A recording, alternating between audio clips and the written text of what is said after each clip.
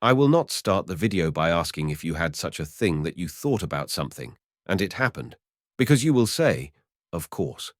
It happens that we do not notice how we are fulfilling what we dreamed of, and then we claim that everything we want is impossible and prove it to others. But there is a small law. The world, like a mirror, reflects your attitude towards it. When you are dissatisfied with the world, it turns away. When you fight the world, it fights you. When you stop your battle, the world is coming towards you. What you think about is what you feel. What you feel is what you radiate. What you radiate is what you receive. If you understood how strong your thoughts are, you would never think negatively. What are you thinking about now? Look at what you're thinking about, and that will be your future. Think about the good, about love, success, luck, abundance, and joy, and enjoy it in the future. Remember, you attract to yourself what you believe in. Feel today what you want to become tomorrow. There is only what is important to you in your life. If something is not in your life yet, it's only because it's not important to you. Thoughts are real power. Every thought that captures our consciousness is an energy that has an impact on our future. Understanding this principle, the best thing we can do is to consciously choose those thoughts that inspire us and improve our lives, ignoring those that lead us to destruction and sadness. What we are today is a consequence of our thoughts of yesterday, and today's thoughts create tomorrow's life. Life is a product of our mind. We attract into our lives everything we think about. Watch your thoughts. Your life is always dominated by what is more in your soul. Thus, thoughts that cause emotions become a magnet. Thoughts filled with emotions turn into a magnet and attract even more similar thoughts. Every thought that we endow with emotion will acquire a certain charge, so we must be careful with negatively colored thoughts. Keho recommends not to immerse yourself in thoughts of the negative spectrum, but to consciously shift your attention to positive ones. Because thoughts create our future. Stop being a prisoner of your past. Become the architect of your future.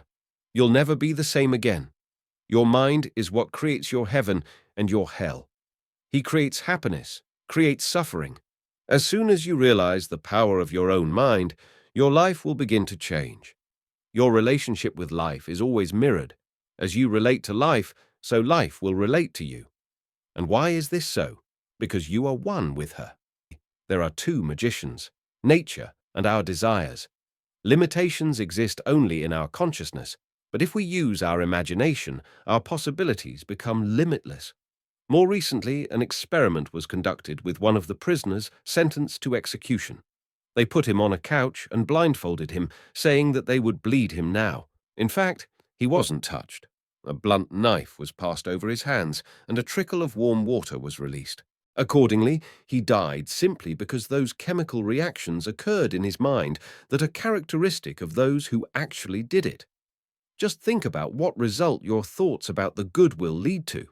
Your life is always moving towards your strongest thought. Joy and suffering depend on your mind, on your interpretation. They don't come from outside, from others. All happiness and all suffering are created by you, by your own mind. Thoughts are the main source of your good mood. Purify your thoughts, and all the hardships will go away. Everything that happens to you is a change of your inner states. Try to understand that their manifestation depends entirely on how you set yourself up. You change yourself. The outside world changes with you. There are no other changes. Everything you need is already inside you. I believe that people create their own heaven and their own hell. It's a personal choice. If you work on something constantly, putting your whole soul into it, then it will happen, because that's the function of the mind. To make things happen, your thoughts become your life. Wherever you go, you will find only what you brought with you. What kind of world lives in you? It doesn't matter what kind of world you live in.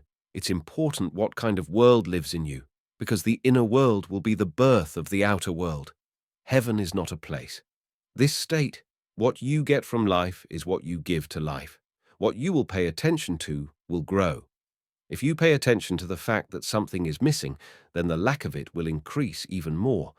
A person notices in the world only what he already carries in himself. Pronounce mentally and aloud only those words that should become the seeds of what you are sowing. The conclusions are as follows. 1. Your imagination creates your reality. 2. All your thoughts are things. H. What you think is growing and compacting. 4. You become what you think you are. 5. Your thoughts or assumptions shape your world. Therefore, always keep your mind on what you want and do not think about what is undesirable for you. 6. You can change the world by transforming your thoughts. 7. If you cannot change the situation, then you can change its impact on you by changing your attitude towards it or your assumption about it. And in the end, you may be able to change this situation. It's all about thoughts. Thought is the beginning of everything, and thoughts can be controlled, and therefore the main thing of improvement is to work on thoughts. Everything we are is created by our thoughts. The whole world inside a person is only his reflection outside. With each thought, ask only one question. Will this thought, if I follow it, make me noble, or will it make me cruel? Will it make me stone, or will my fragrance be all over the world? Will she give me the strength to make people happy, or will she make others unhappy? Cultivate an unshakable faith in your strengths and capabilities. By the power of your thoughts, you determine your own destiny.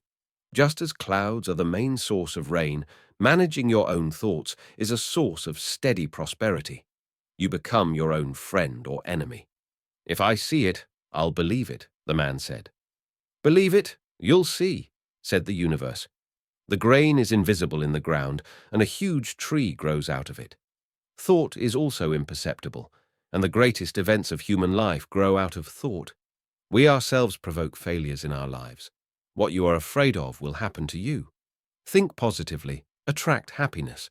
What to say about people if experiments have proven that plants feel fear when threatened? Distinguish a real threat from a comic one. Intuitively recognize new people and their energy. Read people who actually harm living beings. They fall into a stupor and pretend to be dead. Freeze when in danger, as mammals do. Establish a connection with their master even at a long distance, reacting to his thoughts and states. Distinguish the host in the crowd. It is an inner force that encourages you to discover and learn new things, meet different needs, and explore your interests. This is your motor. If it is in perfect condition and goal-oriented, it will move the car towards it.